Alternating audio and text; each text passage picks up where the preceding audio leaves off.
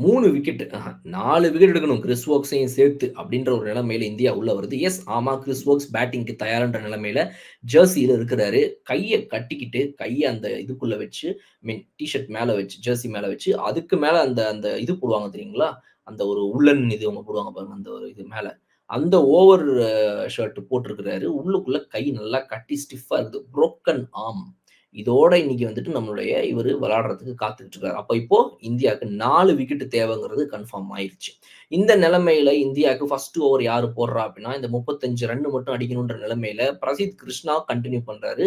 விட்டுட்டு போன அந்த ஓவர். அதாவது நேத்து விட்டுட்டு போன ஓவர் டே 4ல. இப்ப இந்த இடத்துல வந்த பால் ஒரு ஷார்ட் பிட்ச்டு பால் போடுறாரு பாடிலுக்கு. அழகா தட்டுறாரு. லெக் சைட்ல பாலு 4க்கு போகுது. ஜேமி ஓவர்டனுடைய first runs for the match. 4 run கிடைச்சிருச்சு. Right okay. அடுத்து ஒரு பால் போடுறாரு. அது வந்து எட்ஜ் ஆயி பின்னாடி வந்து அண்டர் எட்ஜ் ஆயி பின்னாடி பவுண்டரிக்கு போயிருது. 2 பவுண்டரி ஒரே ஓவர்ல.